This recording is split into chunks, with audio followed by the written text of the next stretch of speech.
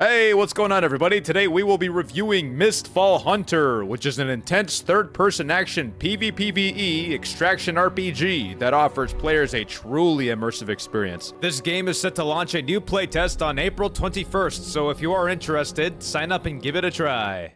In this game, you'll have the opportunity to combine an array of skills, talents, and specialized gear to suit each unique class, allowing you to tailor your playstyle. You'll be engaging in high-stakes combat against both fierce PvE mobs and other players who are vying for the same precious loot. You can choose to team up, you can play solos. One thing remains clear: the world is dangerous. Get ready, folks. This is Mistfall Hunter.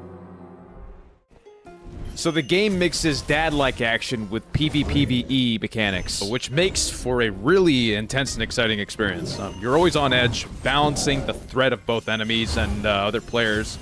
Just like in Dark and Darker, there's always PvE and PvP. Like, the quality of this game is really outstanding in comparison to many other PvPvE looter extracts that I've played. There's also like tons of different classes and weapons, which means that you can approach the game in like so many different ways. So whether you're all about close combat or prefer picking enemies off from like a distance, there's a strategy that will fit your playstyle. So it really does add to the fun, and since every fight feels different, there's always something new to try. I mean, the game looks incredible. Thanks to Unreal Engine 5. I mean, it's got like this dark fantasy vibe mixed with a bit of Norse mythology. It really does set the tone. This is a class called the Seer. This is a new class for the playtest. They're a group of fanatical followers of Misty, the goddess of light. Like, the Seers, they carry this relic called a catalyst, which looks kind of like a lantern, and with it, they can like channel divine magic to heal allies, clear harmful effects, and offer protection whenever it's needed. So you can see how cool this would be in like a group setting. So the Seers really see themselves as like protectors. They use their powers to restore balance and keep their friends safe. Very, very cool class. And just take a look at some of this gameplay right here. How incredible.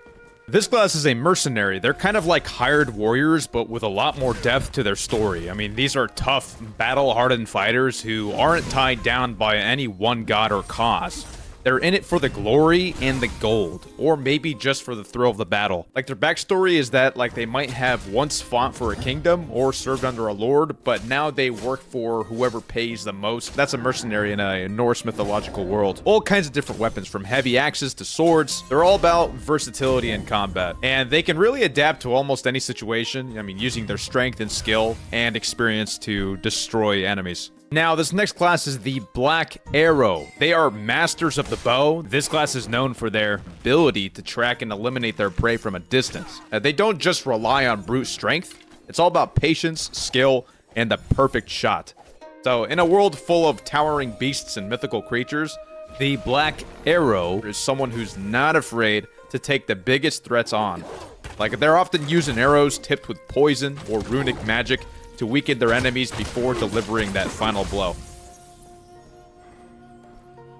This next class is called the Shadow Strix, which is a mysterious, elusive warrior who thieves in the shadows, kind of like a rogue, blending both dark magic and lethal agility. Now, these warriors are often seen as ghostly figures, silent and swift, striking from places unseen. They wield a mix of weapons, like in magic, often using daggers, throwing knives, or shadow-based abilities, so for those rogue lovers out there, this is the class for you. They don't really rely on strength. It's all about deception, agility, and the element of surprise. And last but not least, the Sorcerer. They are masters of ancient and powerful magic, drawing from the deep well of runic knowledge and elemental forces. I mean, these spellcasters aren't just ordinary wizards. They have connection to the very fabric of the world. They're able to harness raw power of elements and mysterious forces of the cosmos. So in the Norse mythological world, sorcerers are often seen as both revered and feared because their magic can shape the battlefield, summon storms, and even bend time itself.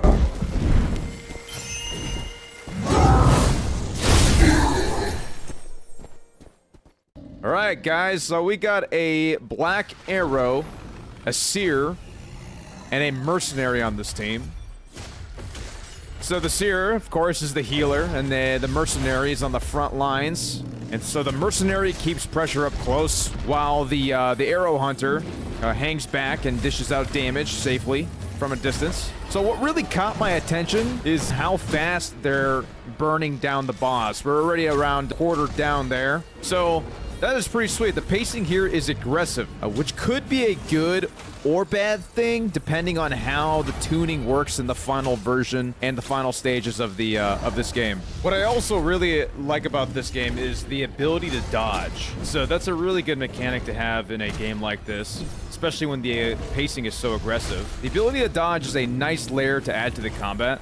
So it's not just about, like, raw stats. So you've got to time things, you have to stay mobile, and you have to recognize attack patterns. So it keeps you kind of fresh and on your toes. So that's pretty cool. And now the Glutton, which is this boss, moves a bit unpredictably, which makes it feel like a real threat. So I can see this taking multiple attempts, especially if you're like in a solo setting. You'd have to really learn every single movement pattern of the boss. When in a team setting, you can kind of have a little room for error because the boss is constantly aggroing on different characters. But that's honestly a good sign. I mean, bosses should feel like a challenge, and watching this team fight, you can tell they're syncing up pretty well. So it's like more than halfway through, the health bar is pretty low, and the ranger's landing those headshots while dodging. And, you know, while the Glutton enters Berserker mode, it looks like the fight really starts to ramp up. And I also noticed that the UI showing of the player's abilities, like Q, E, right-click, and some cooldown skills on Z and X. Like, from a Darker's perspective, it's nice to see abilities that, like, clearly impact the flow of combat without turning into a full-blown action MMO. So I also like how the Seer isn't just healing. It's actually putting out damage too. So that's kind of like a hybrid support role that can really shine in trios. And you can see it making a difference here.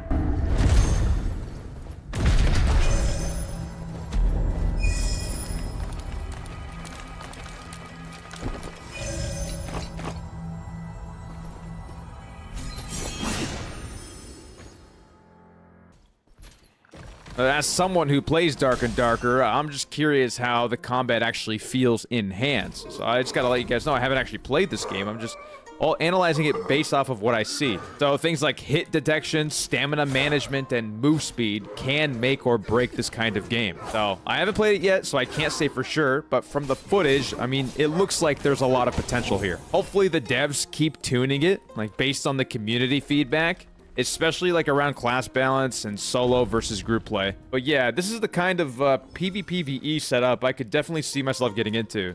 From a gameplay perspective, it seems like exploration and map awareness will play a big role.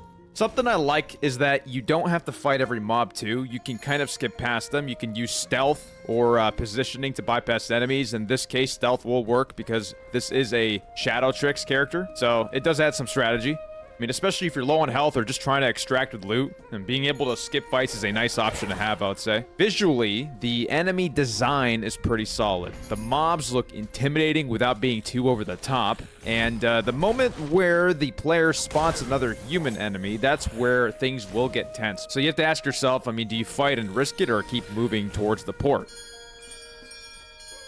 Now, the mini-map at the top right also shows a circle, so it's closing in, so there's some pressure to just keep moving. It's got that extraction feel.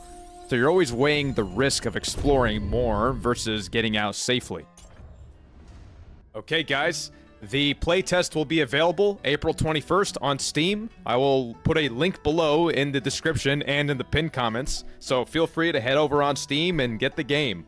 Thank you all for watching today, and we will see you guys in the next video.